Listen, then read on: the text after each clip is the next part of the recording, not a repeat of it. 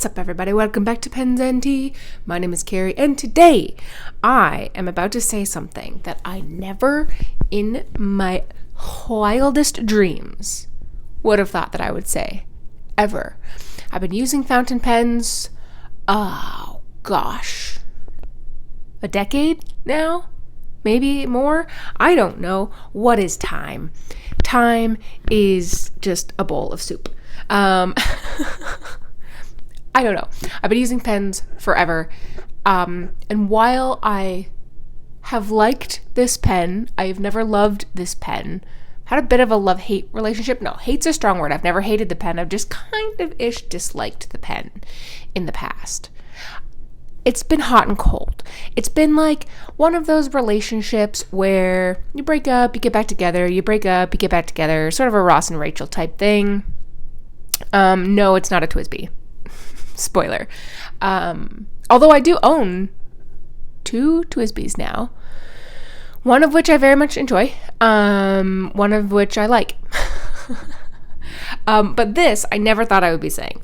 And that is that this pen has become one of my favorite fountain pens. And I cannot believe I'm saying it. I really, really can't. I can't, because I had written off this pen, pun intended, writing fountain pens. I'd written off this pen because it just had disappointed me so many times. And I just thought, what's the point? What's the point? I have so many pens that I love, so many pens that I just use more often, and blah, blah, blah, blah, blah. Anyways, cutting to the chase, since it's nearly 2 minutes into this video now.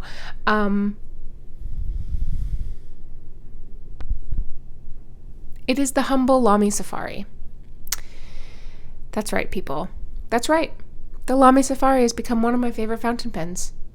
And I should preface that by saying the Lami Safari is not one of my favorite fountain pens. This specific Lami Safari is one of my favorite fountain pens. This is the new 2024 Violet Blackberry, I believe is what it's called. The shiny one, not the matte finish pink cliff that they have.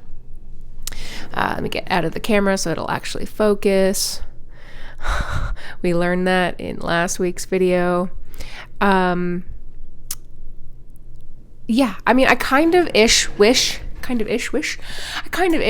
that I kept the Lami Dark Lilac pen so that I had something to compare directly to it. And I typically do prefer matte finish over something like this, but I really, really enjoy the look of this pen. While I'm not super jazzed about the finial being a different color, you can't really see it, but yet I don't mind that the grip section is that different color. So riddle me that one, Batman, because I don't know.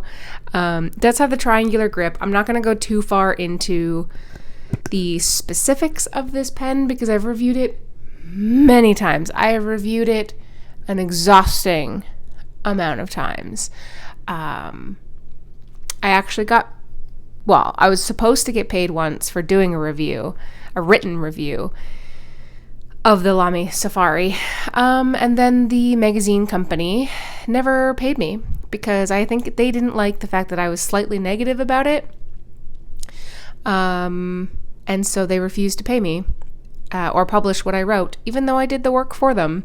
This was many, many years ago now, like 5+ years ago, back when the Lami Petrol came out, whenever that was the pen I was writing about. And I didn't quite love it because the nib was stiff and a little dry, and not scratchy, but borderline. And so I wrote about that because that was my experience. And yep, they didn't like it. So they didn't pay me and they refused to publish the work.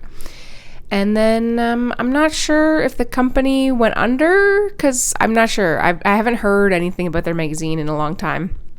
So who knows? But anyways, I digress. This pen I picked up because I picked up a bottle of the Lami Blackberry ink because that I was wanting to try. Even though people were saying, oh, it's like a knockoff of the Lami Dark Lilac, and then they found out it wasn't the Lami Dark Lilac, but it was close, but not totally. Anyways, I'm sure by now you have all been involved in that controversy that they were having. Personally, comparing photos, because I do not have Lami Dark Lilac anymore, I prefer the blackberry over the dark lilac. But anywho's, I digress. I picked this up because I wanted to get the ink, and I thought, what the heck? Let's get the pen too.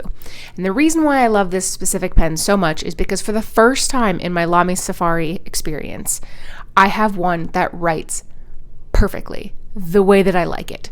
It is smooth, it is wet, it is glorious, and now I get it. Now I get why so many people love it, because when it writes well, it's great. Now, is it going to be my greatest of all time pen? You know, the one I could sell every other pen for and only have this one? Absolutely not. But this is becoming one of my favorite fountain pens. And since I had it, I have had it inked up the entire time. And to its credit, it did technically dry out once, but it took like 5 seconds to get it started again, because I hadn't used it in almost a month. And having the blackberry ink in here was challenging because the ink does have a pretty heavy sheen. And so that does tend to gum up the works, if you want to say that. So I'm going to flip this around and show you how much I love writing with this fountain pen.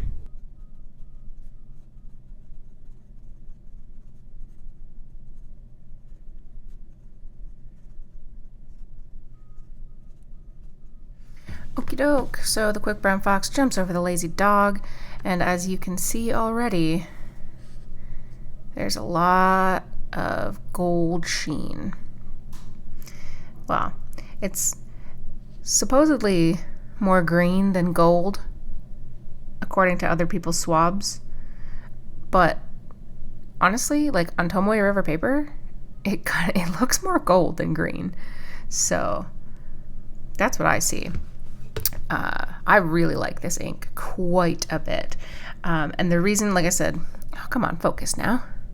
The reason that I really, really enjoy this, actually, you know what? I don't even want to put my finger on it because the ink is really, really saturated. It's pretty darn wet.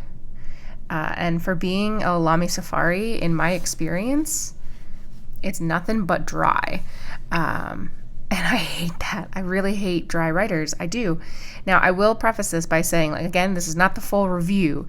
My experience in the past has been predominantly drier writers. So I think I have just a pen that was meant to be mine. This is a medium steel nib. Come on now.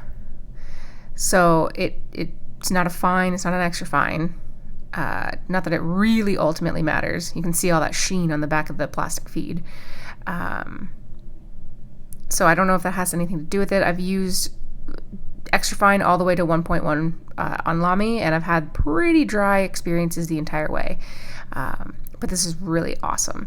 I really like the dark nib, and I don't, like I said, I don't even mind the fact that this is a different color. The triangle grip doesn't bother me because I do have a pretty traditional grip, but I know that it is a love-hate for some. This thing here is the only thing that bugs me just when you're filling up with ink, because it does tend to collect some ink, and it pools in there. So if you don't wipe it away efficiently, then you're kind of, in trouble. You do get your ink window, and then the Lami branding. And then you can purchase a converter that will go with it. I have the piston all the way down because I'm out of ink and I need to fill it up again. Otherwise, you can use Lami's specific cartridges. They are proprietary. So that's the only thing that stinks, is that it is proprietary.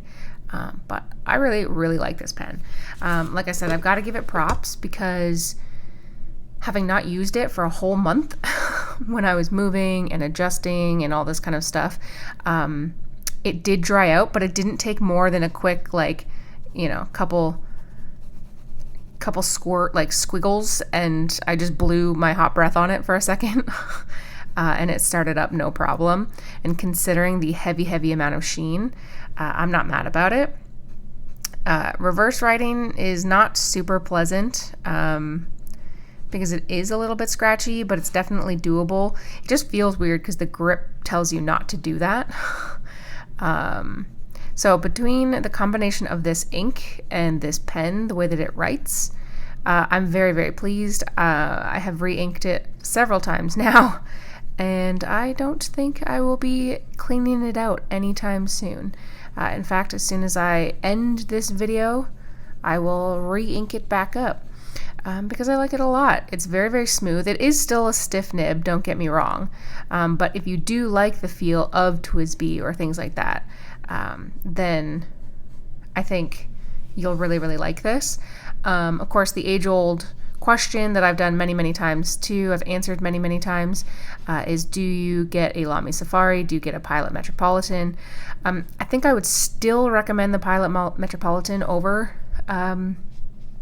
this pen, but that's only because this one Lami is dynamite.